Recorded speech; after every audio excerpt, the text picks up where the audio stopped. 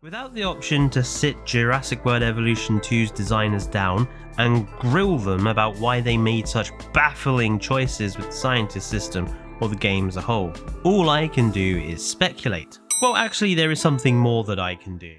Redesigning the scientist system is going to take a lot of work, and this is probably going to be a long video, so I suggest you put this on in the background while we tackle this. I did want to make this video as part of my CEO video I did some time ago, but quickly realised that it would make that video far longer than it already was. So let me get my CEO badge back on and let's get started. Fixing the problems with the scientist system cannot take place until two very big problems with Jurassic World Evolution 2 in general are fixed. That of money and that of generic time TM. We need to fix these two general gameplay problems first, so let's solve the time issue first.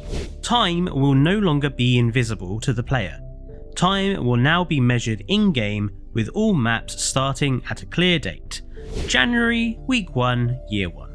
Gameplay will measure time for its tasks in the number of weeks that it will take to complete them. There will no longer be a fast forward button. Now I know this will be unpopular, but there's a few reasons for this. We want to stop players just fast forwarding through things, especially difficulties. Simulation and management games are not meant to be fast. However, easy and medium difficulties of challenge and chaos theory modes would include a skip week button where players can skip to the next week in order to clear through things. Money will now directly link to time, with income and expenses measured on a week per week basis. One of Jurassic World Evolution 2's biggest issues is that money is very easy to come by. So, by linking your income to time, we will be moving beyond the X number of thousands per minute of the current game, which tends to hyperinflate budgets. However, to offset this, players will now have greater control over their finances. This includes being able to set the park entry fee, hotel fees, and even charging for access to certain buildings like toilets, or even bunkers if you want to be truly evil. With these two elements fixed, now we can tackle the staff system itself. Step 1. Solving the issue of the scientist. So in my new staff system, players will no longer be recruiting one generic type of staff who will be able to do everything. It simply isn't realistic. Instead, players will recruit staff in 4 different areas and will have one further staff area under their control. Let's start with the types of staff. Engineers will be vital to your park's buildings. They will maintain them, repair them when needed, and will be a vital part of research tasks that involve new buildings or upgrades. Paleontologists will take part in your expeditions. They will go and dig up your fossils. Unlike the current game, you would be able to send up to 3 fossil expeditions at a time, provided you have the staff. Paleontologists will also be vital for the research of new fossil sites and dig site related upgrades. Geneticists will be tasked with taking those fossils, extracting them and gathering DNA. They will create your egg batches. They will also be part of research tasks that relate to genetics. Paleo-vets will be vital for the health of your animals, as well as the incubation of animals. They will also be a vital part of research tasks involving animal health related research. The final staff set that players will have control of is the management team. More on this later. Staff will all be detailed in the following ways. All staff will come with a name and appearance. These two elements, however, can be changed by the players just for fun. All staff will come with a skill level, which will be measured out of 5 brackets: apprentice, beginner, experienced, professional, and expert. Skill level will directly influence how fast and expensive completing tasks will be, and will also determine a staff member's weekly salary and also link to their traits. Staff salary, which will be an amount of money per week. This will increase the more skilled they are. Experience level, this is how staff will improve. The more you use them, the more experience they gain. Once they max out the bar, they will improve to the next skill level. However, staff will feature different scales of bar, with some staff leveling up faster or slower. Traits. Like the base game, these will be buffs that staff will provide, with some traits related directly to management, but more on that later. Some other general features. Players can hire as many staff as they want, with staff available changing every 4 game weeks. It will balance with the money changes. Staff will also be able to die in breakouts, leave, retire, or quit. More on this later. All these changes will make staff less static, more changeable, and more important. So what would basic gameplay now look like with these staff? Let's take some examples. Let's take the task of digging up fossils at a dig site. The task of conducting a fossil expedition will require a set amount of money like it currently does, and a staff requirement. An expedition will have a maximum number of staff you can send, but no minimums. Some expeditions may require a higher skill staff, but for this example, let's say there's no skill requirement, so we send 2 apprentice level paleontologists. Let's say they take 4 in-game weeks to complete the expedition, and they return with a few low quality fossils. Say we repeat this, but instead send a higher skill level paleontologist and an apprentice. The task takes only 3 weeks this time. It will also affect your apprentice. He can learn from the more experienced staff member and will gain more XP as a result, and they will recover some better fossils. But players would also be able to send other staff. Let's send that experienced paleontologist, but also an engineer. This time the task only takes 2 weeks to complete, since the engineer can help with the logistical difficulties of digging and transporting. The engineer's presence may also help to expose harder to find, higher quality fossils, gather more fossils, or expose things like gold, silver, and gemstones for selling. And if we keep sending that same engineer on expeditions, he will gain more knowledge about the difficulties of the paleontologist's job, and may then gain traits on leveling up that may help future expeditions. Now I know that all sounded complex, but in reality, it's no harder than what we do now. It is all the stuff in the background that players won't see that add complexity to the outcomes, and give players agency over their staff.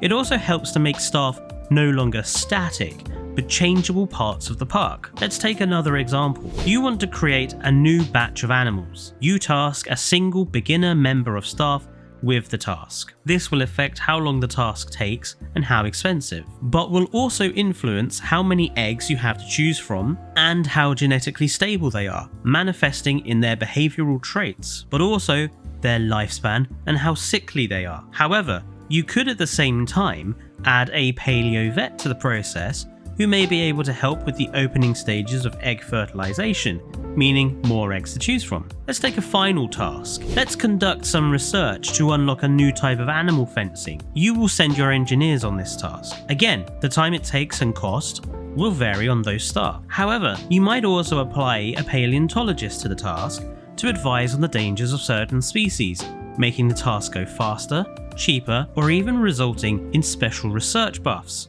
More on this later. So you can see from these examples how the player will have greater control over how things get done in the park, and what happens with the staff they send. Step 2. Improving the stress system. Stress makes no sense. No one likes to be overworked. However, Jurassic World Evolution 2's current system is useless. So my new system would still have a stress aspect. Staff will have different stress boundaries, with some staff handling stress better than others. Stress will go up with overwork, but will decrease over time when staff are not used. You will notice I specifically said overwork. It makes no sense that staff will stress over a singular task. Stress would only go up if players deliberately overworked them without rest. Staff restrooms, formerly staff rooms, will now directly interact with stress. Staff restrooms will help staff de-stress, rest, and recuperate. The more staff you have, the more restrooms you'll need to maintain de-stressing. Simple. Step 3. What happens with stressed staff? Let's say the player totally neglects their staff. Staff will respond, but it will not result in sabotage. Instead, we will be calling it staff health. Staff that are very stressed with work will respond on 3 levels of conduct. At first, they may start by taking longer to complete tasks, or make tasks more expensive, be less effective on those tasks, and will complain to your park's management team. More on that later. If you keep overworking them, staff may then refuse to work, going on strike, or conducting random stoppages. The final and highest level of staff discontent may result in your staff going on longer strikes or even quitting altogether. If staff did grow discontented, then players would be able to tackle this in several ways. Firstly, staff could be given more money as a quick stopgap measure. Players could alternatively give staff days off to recuperate, short-term breaks, or you could send staff on longer month-long breaks. However, players would have to be careful. If you treated your staff too hard, too often, then this could lead to mass walkouts, mass strikes, and may also negatively affect the choices of staff you have when recruiting. Nobody wants to work for a bad employer. Step 4. So what is this management team then? Let's get into that. So this is a feature that Jurassic Park Operation Genesis had, which I'm adapting for this new staff system. Your management team will serve as a central location for you to check on all of your staff, their needs and status. However, it will also be where players promote a single staff member to the management of their area. When staff are promoted to management, their traits will auto apply to any task of their type. For example, say you promoted an engineer to management and he had a trait that reduced the cost of researching buildings by 10%. This would now apply to every building research task, whether he was part of the staff chosen for it or not. Some staff will also come with management specific traits. Your management team will also be vital in handling staff problems. When stressed, your staff may take complaints to their management team, making you aware of their feelings. It will also be here where you determine staff salaries. Your management team will also be connected to your expenditure. Players will determine, using simple draggable bars, the funding given to different teams. This will directly influence tasks conducted by those teams. It will also influence staff experience gain and staff stress. Underfunded staff teams will stress faster and will be more likely to strike, for example. Step 5. Stopping the min-max gameplay loop. A vital part of my new system would be to prevent the min-max gameplay that I discussed in part 1. Keeping staff on will be more important for players. Staff that are kept part of the team for long periods will steadily gain experience faster and handle stress better. Loyal staff will also work better, managing their tasks in a better way. And the happier your staff, the better new recruits players will be able to choose from. Loyal staff will also be more likely to gain more traits. Of course, more loyal staff may request higher pay packets, so it's up to the players to manage expectations. But players might think they could avoid recruiting certain staff. Unfortunately, this won't be possible. Each type of staff will have a direct passive impact on the park. Engineers will be responsible for the maintenance in the park, shown in the management team. Parks with too few engineers will suffer breakdowns and failures at random. Paleontologists will be vital for preparing fossils for geneticists. Too few, and the amount of DNA you will recover will be reduced. Geneticists are vital for the health of your genetic research. Too few will make certain research tasks more difficult and egg-creating tasks less effective. Paleo vets are vital for overall park health. Too few, and disease or injuries will become more likely and more deadly. All parks need all 4 types for maximum longevity. Step 6. If you're gonna cut the income, won't that become tedious? No, because players will now have a new way of earning money. The market will be a new menu area where players will be able to earn additional income as well as other unique things. The market will have both a legal market and a black market. On the market, you'll be able to sell fossils, sell animals, sell minor fossils like the ammonites and other things, and sell random materials and minerals discovered on digs. But you'll also be able to purchase things. Fossils, yes, but also eggs and whole animals. You'll also be able to find on the markets things to improve your parks. You may find totally new staff to recruit with unique traits. You may find building upgrades that offer unique improvements. You may even find things you haven't researched yet, letting players use their income to purchase missing research tasks. And as part of this system, you will never be unable to conduct a fossil expedition. You will always be able to go and go on new expeditions. Of course, overusing the black market may make your staff less happy with you, so you will have to be careful. Step 7. What was that research buff thing you mentioned? As a further part in making staff more vital to your park, they will now be able to directly apply buffs to research and your buildings. Firstly, research buffs. Whenever you complete a research task, there will be a chance that the completed object may receive a special buff. For example, let's assume you completed a new fence research task with some very high level engineers. After completion, that fence gains a buff that reduces the damage it takes from animal attacks. Another example, say that you finish a disease research task with high level paleo vet, but also a geneticist. On completion, you gain the buff genetic vaccinations, which will vaccinate all animals now incubated against that illness permanently. Again, better staff that are more loyal, happy, and not stressed will improve the chances of this happening, but it will also mean that every single park you build may result in unique little traits and buffs to your buildings, making every gameplay experience slightly different. Like research, your buildings will also be able to be buffed. Yes, you can apply upgrades to them like we have now, but in my new system, you'll also be able to directly apply staff to a building. Staff attached to buildings will provide buffs to those buildings or to an area of effect around them. So let's just check out how my new system compares to the old one. In this new staff system, staff are no longer static, but change over time, with player actions directly part of that. Staff can change for the better or for the worse. It's up to the player to manage it. The buffs and the traits staff provide are now vital and have a major role on the park now that time and money are more important.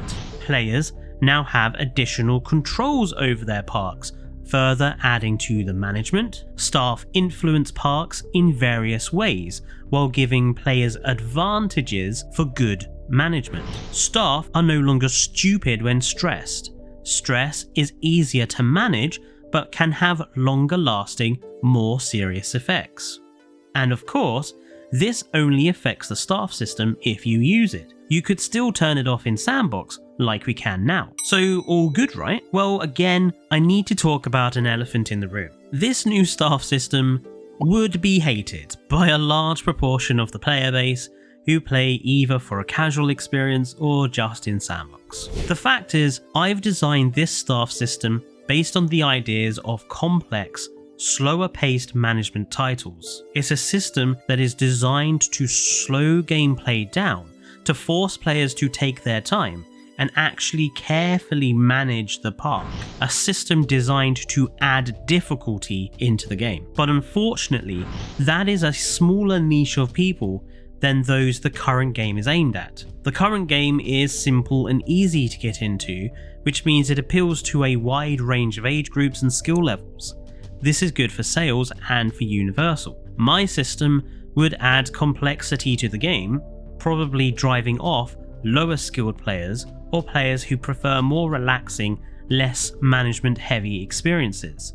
And those sorts of players would end up just playing in Sandbox with the system off like they do currently. And I totally admit and understand why some of the elements I've put into this new system, like the removal of fast forwarding, would end up being disliked. But again, I'm seeing this from the perspective of somebody who likes management games with lots of complexity. What the new system is trying to do is to give players that want stronger management aspects in the game to have that experience and to enjoy it, while also trying to create a system that may tempt players from casual and Sandbox groups to try playing with management again. Let me know down in the comments what you think of the system, whether you would like to try it out. Let me know what criticisms you have. Also, let me know if you would like to see me tackle other things from Jurassic World Evolution 2 in this similar format. While you're there, don't forget to give the video a like and subscribe for more content from all of us at Triclaw Gaming. Until next time, stay safe and goodbye.